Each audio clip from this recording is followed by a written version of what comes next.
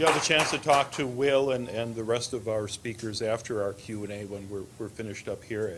And Will mentioned disconnection. At the end of our Q&A, I'm going to read a couple letters from mothers whose children have been disconnected from them. That's one of the big control issues in Scientology. One of the ways they manage to keep you in is to threaten taking away all of your relationships with your loved ones, your parents, your children.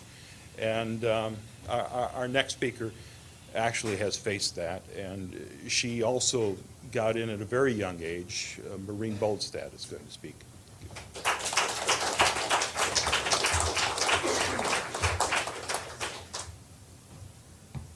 Well, I've done a lot of interviews already in front of cameras. This is the first time I've been in front of so many of them at the same time.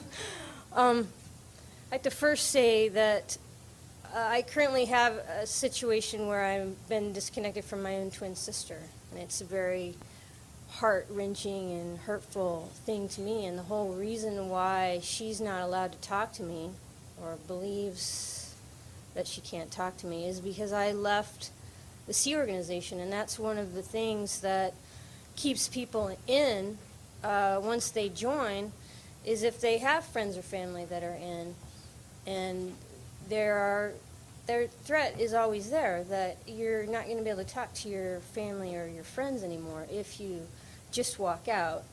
And there's another option of where if you decide to leave, you can properly route out, which is where you do a series of steps that gives you the authorization to leave.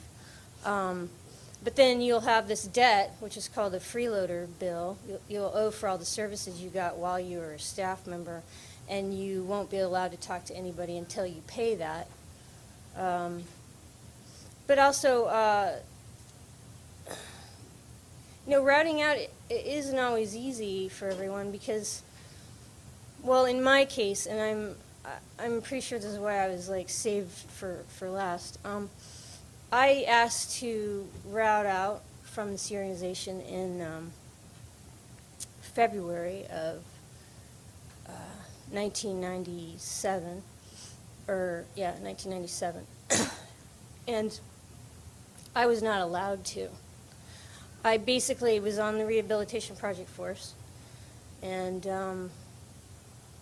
I was told that I was not allowed to route out, and I was not allowed to leave.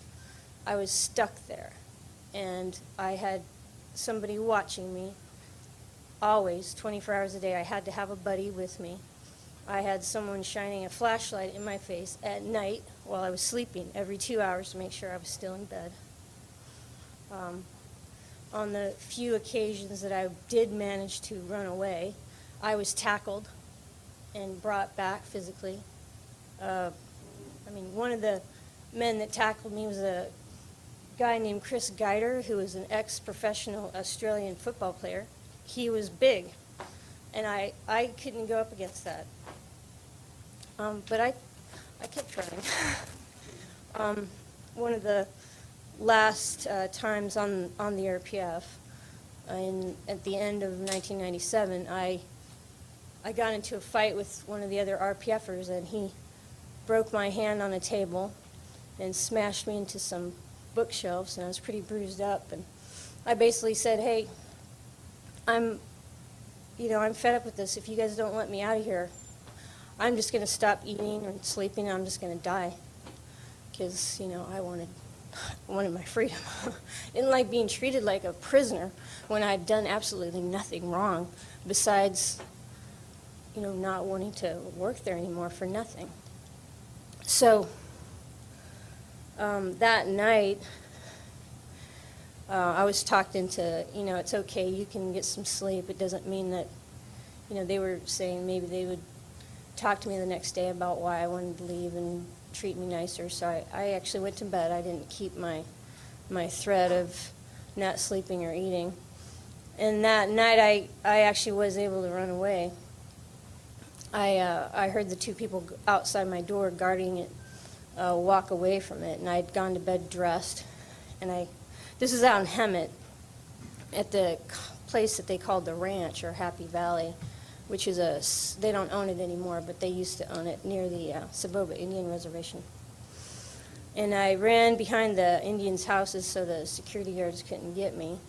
But there was like a search party that went out for me. They even had a dog. They had a couple of trucks, a bunch of people just out it was like 4 or 5 in the morning trying to find me. And I made it all the way to my aunt's house. I hitched rides, I took the bus. And when I got to my aunt's house, an official from the Church of Scientology showed up at her house.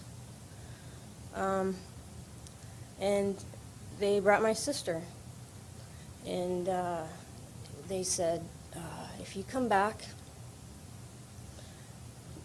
sorry.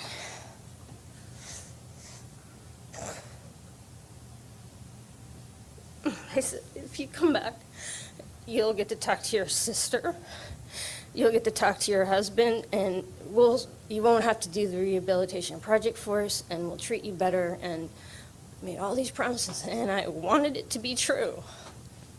But when I went back, I got stuck there for another 3 damn years.